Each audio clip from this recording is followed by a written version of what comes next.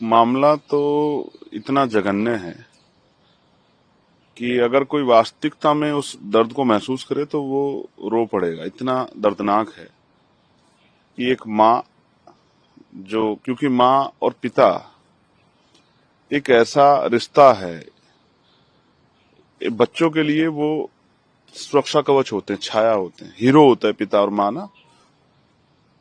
वो उनके लिए कुछ भी कर सकते हैं। बेटा पिता से कोई डिमांड कर देता है और पिता उसको पूरी कर देते हैं। कहां से करते हैं, कैसे करते हैं? अपना जूता नहीं खरीदते, जरूरत के समय अपनी जैकेट नहीं खरीदते और आवश्यकता सामान नहीं खरीदते, लेकिन करते हैं। उस बेटी को कुछ दरिंदे उठा के ले जाने की कोशिश कर रहे थे, उसकी असहमति के कारण, असहमति के बावजूद। तो एक माँ ने, जैसा हमेशा होता है भारत की संस्कृति में कि माँ अपने बच्चों की रक्षा के लिए आगे आती, माँ आगे आई और मुकाबला जब करने लगी तो उन दरिंदों ने उस माँ को धारदार हथियारों से उनका सर कुचल दिया। उस बेटी को वो अगवा करके ले गए और उस माँ को जो है उसकी निर्मम हत्या कर दी। सभ्य समाज में किसी भी जाति धर्म के लोग हों, चाहे वो मेरठ के हों, उत्तर प्रदेश के, देश के जिन लोगों ने देखा, जिनके घर में बेटियां, उन सारी माओं को तकलीफ हुई होगी कि इस तरह का जघन्य अपराध की कोई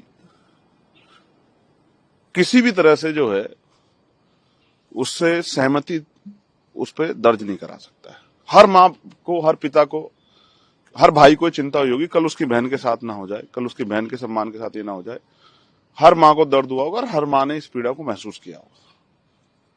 मैं उस परिवार से, क्योंकि मैं बाहर था, मेरी परिवार से बात हुई, मेरे कहने के बावजूद उन्होंने अंतिम संस्कार किया। मैंने उन्हें कहा कि आपकी जो तकलीफ है आपके दिल में, बेटी बरामद नहीं हुई, उसको हम लोग कराएंगे, लड़ाई लड़ेंगे। पुलिस प्रशासन 24 घंटे का समय हमसे मांगा था। परसों रात वो समय पूरा हुआ, कल हम लोग मिलने जा रहे थे। जानबूझ के ऐसा क्या है उस गांव में जिसको छिपाया जा रहा है? लड़की का भाई बयान दे रहा है, लड़की के पिता रो रहे हैं। जब इतनी पीड़ा में थी तो मेरा एक नैतिक कर्तव्य है, और मेरा नहीं, हर व्यक्ति का जो बहन बेटियों के सम्मान की लड़ाई लड़ना चाहता है, कि उनको जाके उस दर्द को बांटना चाहिए, उनकी मदद करनी चाहिए। मैं अपने कर्तव्य को पूरा करने जा रहा था, मुझे गाजियाबाद में रोक लिया गया, फिर मुझे खोड़ा के आसपास रोक लिया गया, फिर उसके बाद हापुड़ वाला जो कट है वहां रोक लिया गया, और लगातार जिस तरह से फिल्मी वो होता है, मेरी गाड़ी के सामने लाके गाड़ी लगा देना। फिर मजबूरी में मुझे ऐसा लगा कि कोई बड़ी घटना ना घट जाए, मैं बाइक से चला गया। पुलिस मुझे खोजती रही और मैं एक साथी के साथ बाइक से टोल पर पहुंचा। मेरी समझ में नहीं आ रहा है कि उत्तर प्रदेश में ऐसा क्या हुआ है कि एक चुनावा सांसद अपने परिवार से नहीं मिल सकता, जिसमें परिवार ही डिमांड कर रहा है। क्योंकि रात मेरी उनसे वीडियो कॉल पे बात हुई, वो रो रहे थे कि आपको आना पड़ेगा, आपको आना पड़ेगा। वो भय के साए में, मैं गारंटी दे कह सकता हूं, उनके पिस्टल उनके सर पे लगी हुई है, वो बंदूकों की नोक पे है, इसलिए वो रो रो के इंतजार कर रहे हैं कि चंद्रशेखर वहां जाए। लेकिन ये गूंगी, बहरी और तानाशाही सरकार नहीं चाहती कि चंद्रशेखर जाके उन परिवारों की आवाज उठाए।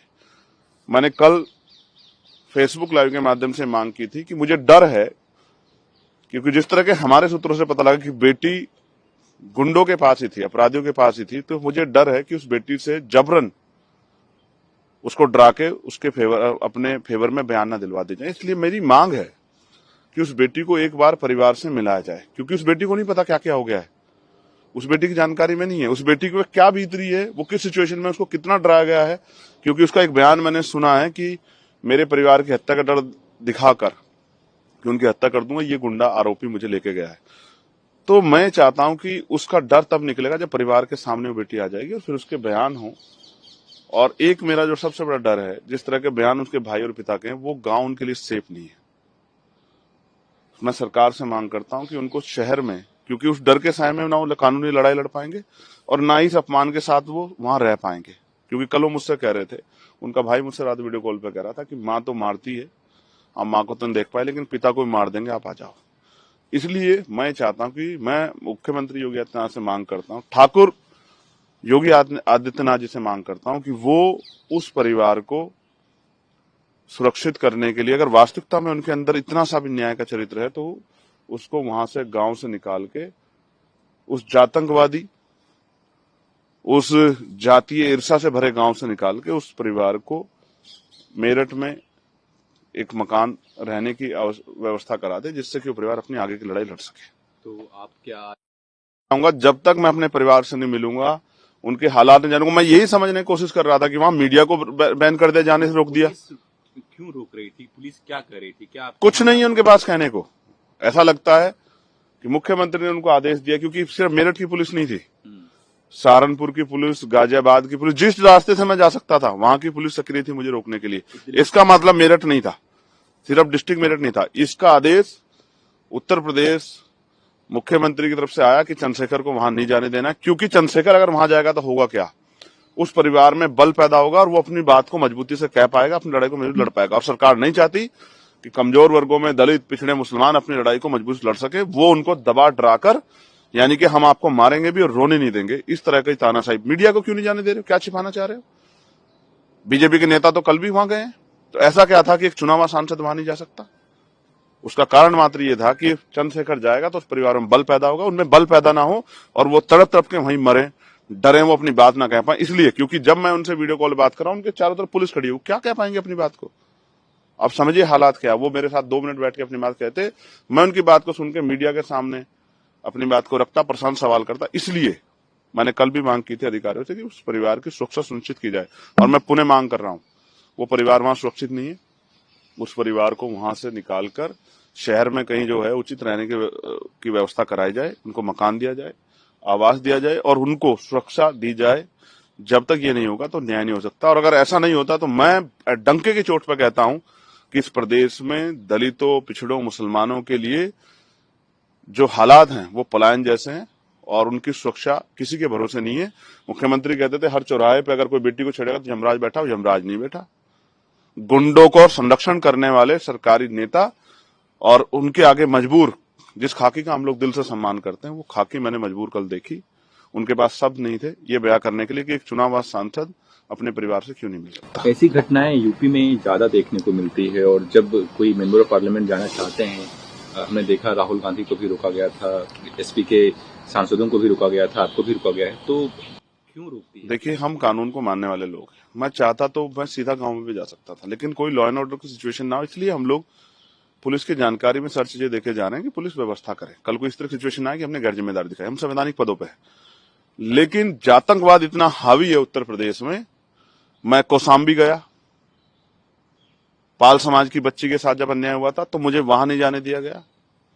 ये इस बात का पुख्ता सबूत है कि जब दलितों, पिछड़ों, मुसलमानों पे जुर्म जाति अन्याय होगा। बिजनौर में क्या हुआ?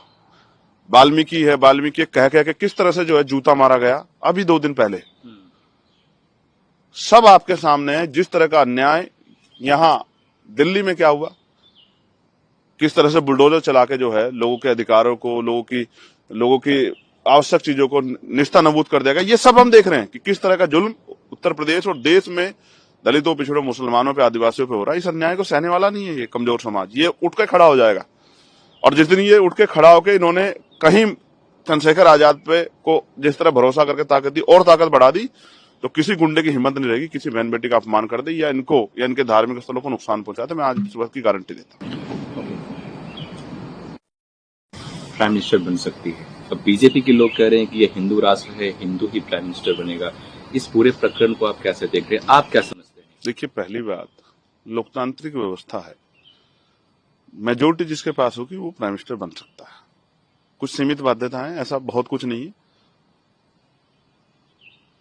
बन सकते हैं लोग, लेकिन ये हिंदू राष्ट्र नहीं है। मैं आपकी जानकारी के लिए स्पष्ट कर दूं, बीजेपी वाले, अगर कोई बीजेपी का नेता इस बात कह रहा है, हालांकि मुझे नहीं पता किसने कहा है, तो आप ये समझ लीजिए कि वो उसकी आस्था संविधान में नहीं है, कानून में नहीं है। इस देश के जो क्रांतिकारी थे, जिस देश के जिन्होंने देश के लिए बलिदान दिया, उनमें नहीं है। उनकी मान्यता जो 2 नेशन थ्योरी के लोग थे, जो धर्म के आधार पर बंटवारा जिन लोगों ने किया था, उनके साथ उनकी मान्यता है। क्योंकि जो संविधान को मानने वाले व्यक्ति, संविधान के प्रेम्बल में इस बात को स्पष्ट किया गया है कि ये सेकुलर राष्ट्र है। ये किसी भी, चाहे ना हिंदू, ना मुसलमान, ना सिख, ना ईसाई, ना दलित, किसी का राष्ट्र नहीं है, सबका राष्ट्र है। और अगर इसको कोई जानबूझ के बार बार ये कह रहा है तो वो अपने राजनीतिक एजेंडे के जरिए कह रहा है, राजनीतिक एजेंडे को कामयाब करने की कोशिश कर रहा है। और ये अन्याय जो है और ये संविधान पे हमला खुली आंखों से देखा जा रहा है। ये डिक्टेटरशिप है, ये कमजोरों को दबाने की। अभी अगर किसी से आप डिबेट कर लो, कोई बड़े से बड़ा नेता आ जाए भारतीय जनता पार्टी, मुझसे डिबेट करके बताए कि उनके हिंदू राष्ट्र में दलितों, पिछड़ों, आदिवासियों, मुसलमानों की क्या जगह है, क्या उनको संवैधानिक अधिकार मिलेंगे नहीं मिलेंगे, या पुनः उन पे वही चीजें थोप दी जाएंगी जो चीजें मनुस्मृति के अकॉर्डिंग उनके ऊपर पहले से लागू की गई थी कि वो संपत्ति नहीं रख सकते हैं, वो धार्मिक स्थलों पे नहीं जा सकते हैं, वो बहन बेटियों के उनके सम्मान की रक्षा के लिए उनको चैलेंज करना पड़ेगा, और तमाम तरह की और बाध्यता है कि वो शिक्षा नहीं ले सकते हैं, वो शिक्षा दे नहीं सकते हैं, और तमाम तरह के वो जो ऑब्जेक्शन उनके ऊपर लगे थे, क्या वो दोबारा इस देश में लागू होने वाले? पूरा बीजेपी का हिंदू राष्ट्र खोखला है, और वो हिंदू राष्ट्र सिर्फ और सिर्फ दलितों, पिछड़ों, आदिवासियों को और जो बाकी जो अन्य धार्मिक अल्पसंख्यक है उनको निस्तानाबूद करके इस देश को पुनः उसी व्यवस्था पे लेके आने का जिस व्यवस्था से महापुरुषों ने उस देश के संविधान जो संविधान बनाने वाली जो पूरी टीम थी, जिनमें बाबा साहब अम्बेडकर जो अग्रणी थे, बाबा साहब अम्बेडकर जो नायक थे, उनकी पूरी सोच पे हमला करने का काम ये सरकार कर रही है। प्राइम मिनिस्टर मोदी गुजरात में शामिल हो रहे हैं। जो मंदिर है सोमनाथ स्वाभिमान पर्व, उसमें भी वो पार्टिसिपेट कर रहे हैं, कैसे देखते हैं? करना चाहिए, उन पे बहुत समय है, उनके पास बहुत समय है। देश में तो और कोई दिक्कत है नहीं, बेरोजगारी देश में अब नहीं है, महंगाई खत्म होगी, कोई उस तरह की जो एजुकेशन व्यवस्था बहुत अच्छी होगी, हेल्थ सेक्टर बहुत अच्छा हो गया, एक्सीडेंट नहीं हो रहे हैं, बढ़िया सड़कें बन गई हैं, तमाम तरह की कोई परेशानी नहीं है। टैरिफ वैरिफ अमेरिका हमारे पर अब कुछ नहीं कर, सब डर गए हमसे क्योंकि हम विश्व गुरु हो गए। उन प्राइम मिनिस्टर, जिस देश के प्राइम मिनिस्टर इतना समय है कि वो कई कई घंटे, कई कई दिन धार्मिक कार्यक्रमों में दे सकता है, उस देश को चिंता करने की जरूरत नहीं, उस देश का बेड़ा गर्क होना में कोई ज्यादा बहुत समय नहीं लगने वाला। ये धार्मिक अंधता, देखो एक बात आप जानो, धर्म सबका अधिकार है, प्राइम मिनिस्टर हो या कोई आम आदमी, सब शामिल हो सकते हैं, लेकिन सिर्फ धर्म के आधार पर देश चल जाएगा ये संभव नहीं है। अगर मजदूर मजदूरी नहीं करेगा तो उसके पास पैसा नहीं आएगा, पैसा नहीं आएगा तो उसके पेट में रोटी नहीं जाएगी, उसके घर के उसके बच्चों की आवश्यकताएं पूर्ति नहीं होगी। मैं अच्छा लगता है कि प्राइम मिनिस्टर यात्रा निकालते हैं बेरोजगारी के ऊपर, उस यात्रा में शामिल होते जो बेरोजगार यात्रा निकाल रहे हैं, जो उन पर डंडा पड़ रहा है उसमें शामिल होते, तो उसमें तो शामिल नहीं हो रहे हैं। बहुत सा सारी चीजें, महंगाई जिस तरह से जो है मार रही है लोगों को, जिस तरह लोगों को रोजगार न मिलने का प्लान करना पड़ रहा है, इन सब चीजों पे कब प्राइम मिनिस्टर बोलेंगे? तो वहां तो चुप्पी है बहन बेटियों के जुल्म जाति अन्याय पे। और वो कहां गए सब लोग जो बेटी बचाओ बेटी पढ़ाओ का नारा दे रहे थे, अब कहां गए वो सब लोग? जब उत्तर प्रदेश इतने बड़े जो देश के बराबर है, इतने बड़े सूबे में दलितों की बेटियों को कुचला जा रहा है, उनको दिन दहाड़े अगवा किया जा रहा है, कहां गए वो सब लोग? सब ठंडे हो गए। ये हिंदू राष्ट्र है? क्यों नहीं आए विश्व हिंदू परिषद के लोग? क्यों नहीं आए बजरंग दल के लोग? क्यों नहीं आए आरएसएस के लोग उस बेटी की रक्षा के लिए? क्यों उस बाप को रोना पड़ रहा है? तो आपका हिंदू राष्ट्र ये यहीं समाप्त हो गया। यूपी में एसआईआर हुआ है, काफी चर्चा, वोटर एडिशन डिलीशन की बात कर रहे हैं, आप क्या समझते हैं? अखिलेश यादव ने तो कहा है कि जो एसआईआर जो पब्लिश करता, जो एसआईआर हुआ है, जितने वोटर्स ऐड हुए हैं, कटे हैं, पब्लिश करने से पहले बीजेपी के पास लिस्ट थी। देखिए, मैं एक चीज आपको कहना चाहता हूं, जितना हम सिस्टम को समझ सकते हैं और जितना संवैधानिक व्यवस्था में हम समझें, यूपी एडमिनिस्ट्रेशन मुख्यमंत्री जी के अंडर में काम करता है और मुख्यमंत्री जो चाहेंगे वो करेगा, क्योंकि उनको नौकरी करनी, तनख्वाह लेनी। जो नहीं मानेगा उसका वेतन रोक दिया जाएगा, उसको सस्पेंड कर देगा, उसकी पोस्टिंग छीन ली जाएगी। तो बीजेपी जिस तरह से चुनाव को मॉडिफाई कर सकती है अपने फेवर में, जिस भी तरह के बदलाव करेगी, जैसे मुख्यमंत्री ने कहा जिन सीटों पे 10,000 से कम अंतर से आ रहे हैं, उन पे मेरी निगाह है, और आप देखो बहुत सारे ऐसे जिले हैं जहां 10,000 के अंतर से आ रहे हैं, वहां 10,000 से ज्यादा 20,000 वोट कट गया है, और कटने वाला किनका? दलितों, पिछड़ों, मुसलमानों का, आदिवासियों का। तो आप ये समझो, चिन्हित करके जो जातियां इनको वोट नहीं दे रही उनका वोट काटा जा रहा है। ये गुंडागर्दी चलेगी नहीं, बहुत समय हम लोग लड़ेंगे, हम लोग सड़क पे भी लड़ रहे हैं, हमारे जो कार्यकर्ता हैं, बूथ रक्षक है, वो भी लड़ रहे हैं, और हम इस लड़ाई को जारी रखेंगे, हम इस लड़ाई को कमजोर नहीं पड़ने देंगे।